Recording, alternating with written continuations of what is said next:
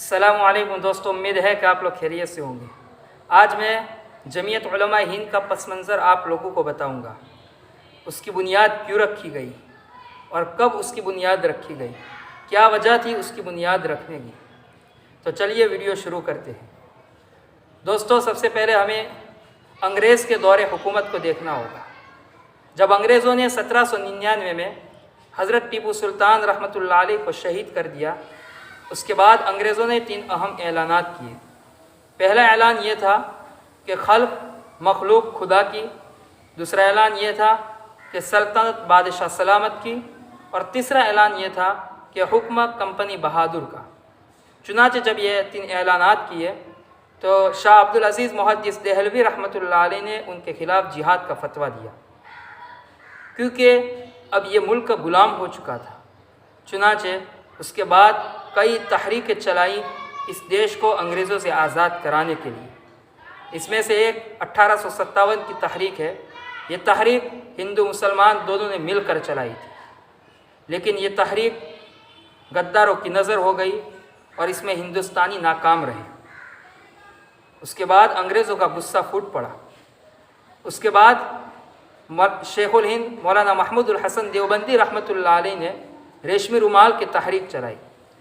इसका मकसद भी यही था कि इस देश को अंग्रेज़ों से कैसे आज़ाद कराया जाए।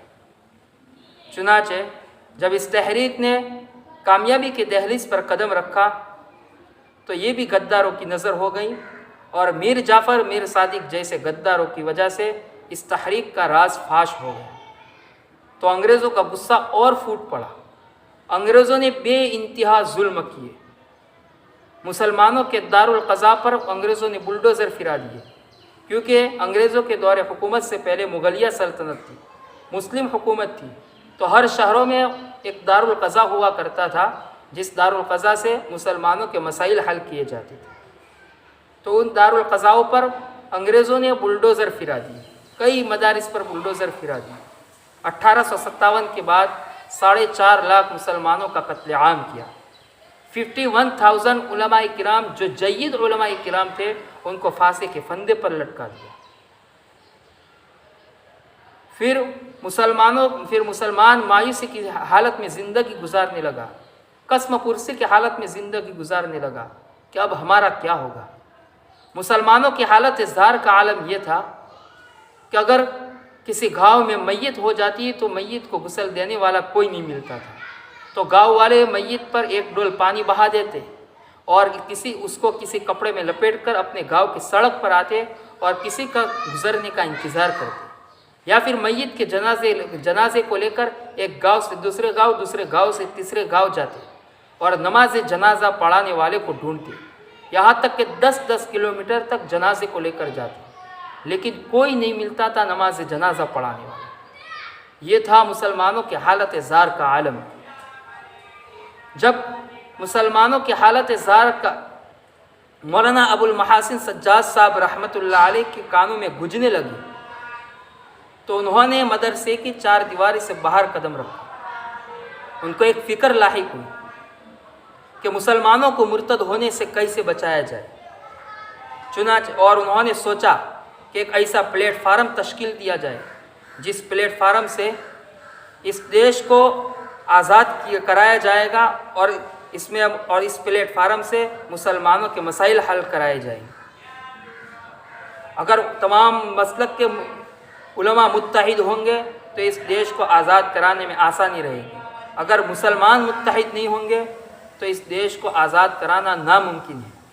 चुनांचे इसी मकसद के तहत मौलाना अबुल महासिन सज्जाद साहब रहमतुल्लाह अलैह ने मुल्क के दौरे किए और हर रियासत में जाकर अपना सजेशन रखते, अपनी राय रखते उलमा के सामने, लेकिन कोई उनकी राय पर मुत्तफिक नहीं होता था।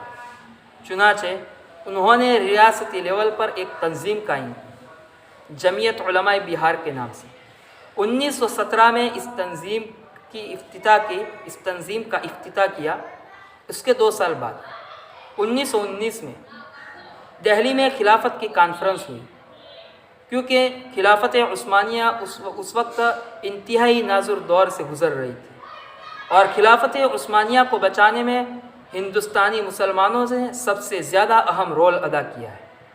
اس کے متعلق کانفرنس ہوئی دہلی میں، تو اس کانفرنس میں جو جمعیت علماء بہار کے نام سے جو جمعیت تھی ریاستی لیول پر، اس کو دیش لیول پر کر دیا، انڈیا لیول پر کر دیا، اور اس کا نام جمعیت علماء ہند رکھا۔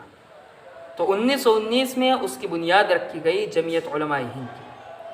پھر 1920 میں اس کا اجلاس عام کیا گیا امرتسر میں، اس میں غیر مقلد کے مولانا ثناء اللہ صاحب اور مولانا داؤد غزنوی صاحب یہ دونوں شریک ہوئے، اور یہ اجلاس بھی کامیاب رہا۔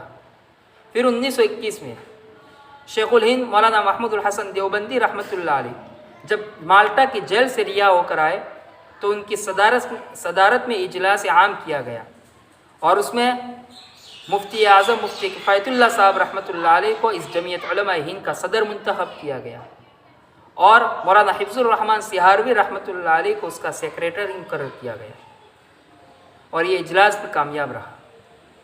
اسی تنظیم کے کارکنوں نے اس دیش کو انگریزوں سے آزاد کرانے میں اپنی جان کی قربانیاں دی ہیں، اور اسی تنظیم نے بہت اہم رول ادا کیا ہے دیش کو آزاد کرانے میں۔ پھر جب دیش آزاد ہو گیا تو تقسیم ہند کی باری آئی، تو تقسیم ہند کی اگر کسی نے سب سے پہلے مخالفت کی ہے تو اسی تنظیم نے، اسی جمعیت علماء ہند نے مخالفت کی ہے، محمد علی جناح کے نعروں کی مخالفت کی ہے۔ اور علماء دیوبند میں سے جو لوگ محمد علی جناح کے رائے سے متفق تھے، ان کے پاس وفد بھیج کر ان کو سمجھایا جاتا، ان کو اس کے نقصانات بتائے جاتے۔ مولانا ابوالکلام آزاد رحمۃ اللہ علیہ جب مسلمان اس دیش کو چھوڑ کر جانے لگے پاکستان، تو آخری جمعہ ادا کرنے کے لیے دہلی کی جامع مسجد میں آئے، بہت بھیڑ اکٹھی ہو گئی۔ اس وقت مولانا ابوالکلام آزاد رحمۃ اللہ علیہ نے دہلی کے جامع مسجد کے ممبر پر کھڑے ہو کر مسلمانوں کو للکارا تھا، اے مسلمانوں، تم نے اس دیش کی زمین کو آزاد کرانے کے لیے اپنی جانوں کی بلی دی ہے، اپنے باپ داداؤں نے اپنی جانوں کی قربانیاں دی ہے، اور تم اس دیش کی زمین کو دوسروں کے حوالے کر کے جا رہے ہو۔ تمہیں اس کے متعلق کل قیامت کے دن پوچھا جائے گا، تمہارا گریبان پکڑا جائے گا۔ چنانچہ جو مسلمان ارادہ رکھتے تھے اس دیش کو چھوڑ کر جانے کے لیے، وہ تمام رک گئے۔ تو یہ مولانا ابوالکلام آزاد رحمۃ اللہ علیہ اسی جمعیت علماء ہند کے کارکن تھے۔ اس کے بعد جب بھی مسلمانوں کے مسائل کھڑے ہوتے حکومتی لیول پر، تو اسی جمعیت نے رام لیلا میدان میں اجلاس عام بلوا کر حکومت کی آنکھوں میں آنکھیں ڈال کر باتیں کی ہیں، اور مسلمانوں کے مسئلے حل کرائے ہیں۔ اگر کہیں آسمانی آفت آتی ہے یا زمینی آفت آتی ہے تو یہی تنظیم، یہی جمعیت علماء ہند سب سے پہلے مدد فراہم کرتی ہے، اور یہ بلا تفریق مذہب و ملت ہر ایک کی مدد کرتی ہے، بلکہ یوں کہا جائے کہ یہ تنظیم مظلوموں کی تنظیم ہے۔ اگر کوئی انسان جیل کے سلاخوں کے پیچھے بغیر قصور کے ہے تو یہی تنظیم، یہی جمعیت علماء ہند سب سے پہلے اس کے لیے مدد فراہم کرتی ہے۔ اسی تنظیم نے، اسی جمعیت علماء ہند نے ہر موقع پر ہر ایک کی مدد کی ہے بلا تفریق مذہب و ملت کے۔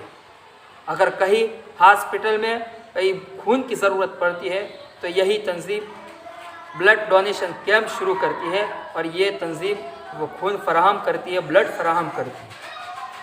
ہمارے احمد آباد میں دودھیشور علاقے میں اسی تنظیم نے بلڈ ڈونیشن کیمپ رکھا ہے، جمعیت علماء ہند نے بلڈ ڈونیشن کیمپ رکھا ہے۔